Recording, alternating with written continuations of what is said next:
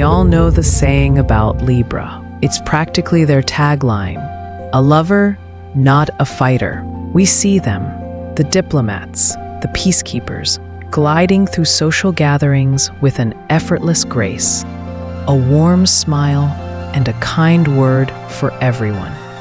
They are the human embodiment of harmony, the ones who pour oil on troubled waters. But what if that's only half the story? What if that gentle, pleasing exterior is the perfect camouflage for a different kind of power? A quiet strength, a radiating confidence, an instinct for leadership that most people completely miss. For years, I've watched people try to put the Zodiac into neat little boxes. Libras are like this, they'll say. But the stars don't give us boxes. They give us blueprints. My work as Anya Sage, a psychological astrologer, is to help you read those blueprints, not to predict your future, but to understand your present. And the blueprint for Libra is one of the most complex and beautiful I have ever seen. Today, we are going to look beyond the cliché. We are going to uncover the 25 hidden blessings that make being a Libra one of the most powerful and rewarding paths in the Zodiac. This is the story of why their soul is so much more than what it seems. Let's begin with the first puzzle of the Libra, a beautiful contradiction that holds the key to their entire being. Here is a person who will do almost anything to maintain a good relationship, to keep the peace, to make the people around them feel happy and validated. They are masters of the selfless gesture. They will drive across town to bring you soup when you're sick. They will listen for hours to your problems, offering balanced and thoughtful perspectives. They will absorb social tension like a sponge, often at their own expense, just to ensure the harmony of the group remains intact. They are givers, through and through. So, with that in mind, why are they also known for being one of the most selective and picky signs in the entire Zodiac? Why do they have standards so high that very few people can ever truly meet them? It seems like a paradox, doesn't it? The person who wants to please everyone is, in fact, incredibly difficult to truly please. But this isn't a contradiction. It is the first and perhaps most important blessing of the Libra. A profound, instinctual sense of self-worth that operates like a finely tuned compass. Their desire to make others happy is not born from a lack of self, but from an abundance of it. They give freely because they have so much to give. But when it comes to who they allow into their inner circle, who they truly invest their heart and soul in, that is a different matter entirely. Their fine taste, that pickiness, is a protective mechanism. It's a quality control for the soul. They are not looking for someone who is merely attractive, or successful, or popular. They are looking for something much rarer. They are looking for resonance, for balance, for a beauty that goes far beyond the surface. They don't fall for just anyone because they know their own value. They know that a harmonious connection is a two-way street, and they are willing to wait patiently for a partner who is capable of building that street with them. This isn't being picky. It's honoring the sanctity of the connection they seek. And that brings us to the very heart of the Libra's purpose. The core of their blessing is their unmatched, almost magical ability to build beautiful, lasting bonds. They are not just participants in relationships. They are the architects of them. For a Libra, a relationship that is not beautiful is not worth having. And by beautiful, I don't just mean aesthetically pleasing, though they certainly appreciate that. I mean a connection that has an elegant structure, a sense of fairness, a flow of communication that is both honest and kind. It must be a balanced work of art. Anything less, a relationship filled with constant drama, unfairness, or poor communication, feels like a deep personal failure to them. It's an ugly, discordant mess in their carefully curated world, and they will either fix it or walk away. This is precisely why they make such exceptional parents. They bring this architectural skill into the home, creating an environment of fairness, open dialogue, and nurturing support. A Libra parent is the one who will sit down and patiently mediate a fight between siblings, ensuring each child feels heard and understood. They build a home where love is the foundation and respect is the framework. It's a blessing that shapes the lives of their children in the most profound ways. This same mastery of compromise and communication is what gives them such a high probability of a successful, healthy marriage. A Libra in a partnership understands that love isn't a feeling, it's a practice. It's a daily negotiation of needs and desires, a constant effort to maintain equilibrium. They don't run from the hard conversations. They welcome them as opportunities to strengthen the structure of their bond. Let me paint you a picture. Think of a friend group. A small, stupid argument has happened between two of the members, maybe over something as trivial as a misread text message. Now, a toxic silence has fallen over the group chat. People are choosing sides, or worse, just avoiding contact altogether. The entire social structure is fracturing, and everyone can feel it. What does the Libra do?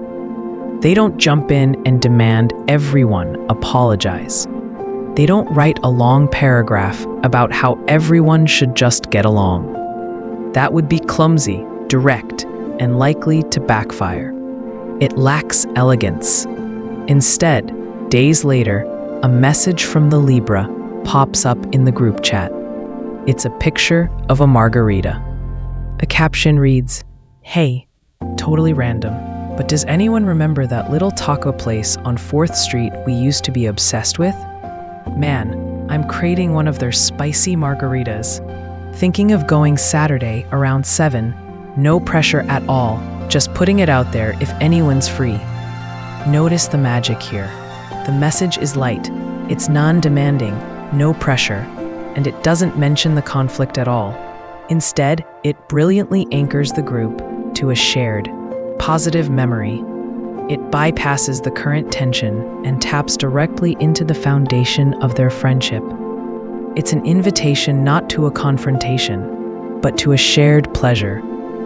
And so, Saturday comes. Everyone shows up, a little awkward at first. But the Libra, in their role as the host of harmony, keeps the conversation light. They ask about work. They bring up a funny story from years ago. They compliment someone's new haircut. They are a master conductor, subtly guiding the orchestra of conversation away from the discordant notes of the recent conflict and chords the familiar, harmonious melodies of their shared history. By the end of the night, fueled by tacos and nostalgia, the two friends who were fighting are laughing over an old inside joke. The tension is gone. It wasn't resolved, it dissolved. The Libra didn't fix the problem. They created the perfect environment where the problem fixed itself. They are the architects. That is their blessing. But that is the masterpiece they present to the world. That is the curated gallery of social perfection. What happens when the gallery closes, the lights go down, and the Libra is alone with their thoughts? That is where the real story begins.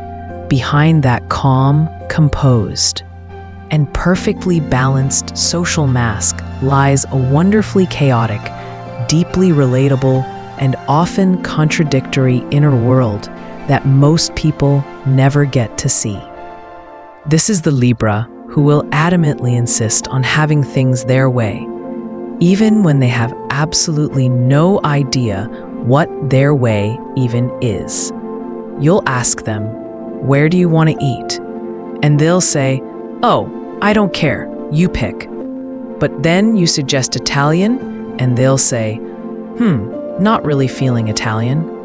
You suggest Thai, and they say, "We had that last week." They will veto every option until you, by some miracle, guess the one thing they secretly wanted but couldn't articulate. They want things their way, but the path to discovering that way is a winding, frustrating journey for everyone involved. This is also the Libra who gives the most incredible, sage, and life-changing advice to their friends. They can see the path for others with stunning clarity. They will map out a perfect, step-by-step plan for you to get a promotion, to leave a toxic relationship, to start a new creative project. Their advice is a work of art. And yet they famously, almost comically, struggle to follow it themselves. They are the ultimate life coach who can't seem to manage their own team. They see the splinter in your eye with 20/20 vision while completely ignoring the redwood tree in their own. And then there's the most relatable secret of all, the one that shatters the lover, not a fighter myth into a million pieces. Almost every single Libra, despite their deep-seated need for harmony and their diplomatic nature, has that one friend, that one person in their social circle that they secretly, quietly cannot stand. They will be perfectly pleasant to this person's face. They will smile. They will ask about their day. They will play the part of a friend flawlessly. But in the privacy of their own mind, or to their most trusted confidant, they will unleash a torrent of perfectly articulated, devastatingly accurate criticisms about this secret frenemy. It's a necessary release valve for all the social harmony they have to maintain. It's their secret, psychic boxing gym where they can finally let the fighter out. If you're a Libra, does this secret inner chaos sound familiar? Or if you know one, have you caught a glimpse of this side? Drop your stories below. I'd love to hear them. This inner chaos, this contradiction, is not a flaw. It's not a sign of hypocrisy. It is the engine room for their greatest blessing. It is the wrestling match between their ideals and their reality, their head and their heart. And understanding this struggle is the only way to truly understand what a Libra offers at the deepest level. It's the key to their climax, the ultimate revelation of their soul. This brings us to a phrase, a mantra, a line of poetry that is so deeply, profoundly Libra that it feels as if it were etched into their very DNA. It is the core of their being. And if you understand this, you understand everything. Seduce my mind and you can have my body.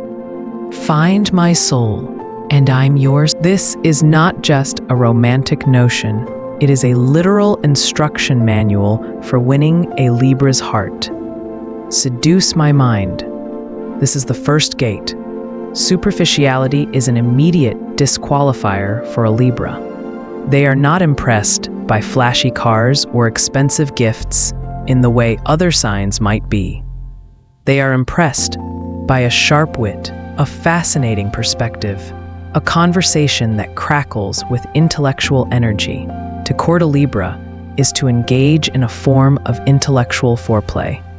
You must be able to challenge their ideas, make them laugh with a clever observation, and introduce them to new ways of thinking. This is tied directly to a verifiable fact.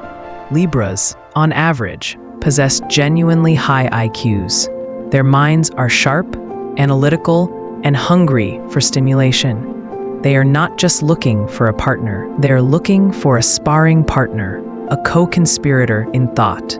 If you cannot engage their brain, you will never, ever get any further. And you can have my body. Notice the sequence. The physical is a consequence of the mental. For a Libra, true intimacy is born from intellectual connection. When they feel that their mind has been seen, respected, and stimulated, a profound sense of safety and attraction follows. The physical act becomes an expression of that mental union, a celebration of a meeting of minds. It's not the goal, it's the beautiful result. Find my soul. This is the final, most sacred gate. This is what separates a fleeting romance from a lifelong bond. And what is the Libra's soul? It is that complex inner world we just talked about. It's their secret contradictions, their unspoken fears, their highest ideals, their quiet gut feelings about people and situations. Their intuition is another one of their hidden blessings. Their first impression of someone, that gut feeling, is almost always proven right over time. Finding their soul means you see all of it, the good, the bad, the chaotic, the beautiful, and you don't run away. You embrace it. To explain this, let's use an analogy. Think of a Libra as a magnificent, beautiful castle. From the outside, it is stunning. The walls are perfectly balanced, the gardens are immaculate, and the flags fly gracefully in the wind. This is their public persona, their charm, their style, their social grace. Many people come to visit this castle. They admire it from the outside. They take pictures. And they talk about how lovely it is. They are the casual acquaintances and admirers. To get inside, you must pass the first gatekeeper, who guards the entrance to the castle's grand library. This is the seduce my mind phase. To get past this gatekeeper, you can't use force or flattery. You must present a book of your own, a collection of your thoughts, ideas, and perspectives. The gatekeeper will examine it, and if it is interesting, if it complements the library's existing collection, you are granted entry. You are now inside the castle, free to wander the halls of their intellect, to debate with them in the study, to explore their vast collection of knowledge. This is a deep friendship, an intellectual romance. Many people make it this far, and it is a wonderful place to be. But there is another part of the castle, a part that is not on any map. The inner sanctum, the private chambers, the hidden passages, the tower that holds their most treasured possessions, their values, their vulnerabilities, their dreams. This is their soul. There is no gatekeeper to this place. There is no key under the mat. You cannot ask for a tour. The only way to enter is to be given the blueprints and a set of tools. You are not invited in as a guest. You are invited to become a co-architect. Finding their soul means they trust you enough to say, "Help me build this place. Help me decide what art to hang on these walls. Help me reinforce this foundation when I feel it shaking. Tell me if you think this new wing I want to build is a good idea." When you become a co-architect of a Libra's soul, when you are actively helping them build, repair, and decorate their innermost self, that is when you are theirs forever. They have not just let you in, they have made you a part of the structure. You are no longer a visitor to the castle. You are the castle. That is the depth of the blessing they offer. After exploring such a complex, intellectual, and profound concept, it's important to bring it back to earth. Because the blessing of a Libra isn't just found in grand analogies and poetic mantras. It's found in the simplest, most powerful acts of loyalty.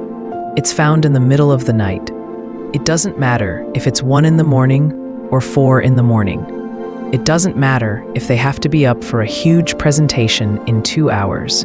If you are one of their people, if you are truly in their circle, and you call them in a moment of crisis, a Libra will answer the phone. Think about that for a second. In our modern world of do not disturb mode, of read receipts left unanswered for days, of endless distractions and conditional availability, this is a radical act of devotion. When the rest of the world has gone to sleep, when you feel completely and utterly alone with your problems, their phone will light up and they will answer, and their voice won't be groggy with annoyance. It will be clear and present and focused entirely on you. This isn't just about being available.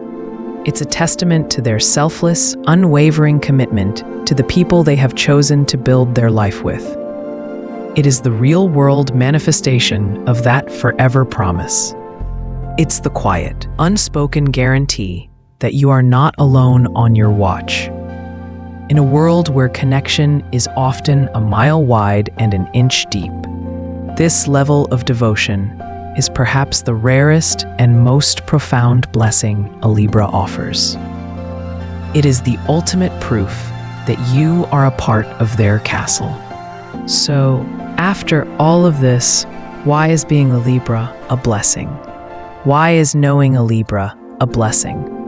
It's because they embody a balance that our world desperately needs. They are the living synthesis of charm and intellect, of generosity and self-worth, of a deep love for peace and an unshakable 4 a.m. loyalty. They are, at their core, lovers, not fighters. They move through the world with a fundamental desire to create beauty, to foster harmony, and to make the lives of others better. They are relentlessly fair, always making sure to give credit where it is due. And they possess a gratitude that makes them deeply appreciate every small effort made for them. A simple, thoughtful gesture is worth more than all the gold in the world to a Libra. Ultimately, the presence of a Libra in your life is a blessing because they are a constant, gentle reminder of a better way to be. They inspire us to seek more balance in our own lives, to communicate with more grace, to value intellect as much as appearance, and to find the profound beauty in a deep, soul-level connection. If this resonated with you, and you want to keep decoding the secrets of the signs, make sure to like and subscribe. Your support is the energy that fuels this channel. You know how it is. Content like this can be sensitive and might not be here forever. Be sure to save this video so you don't lose it.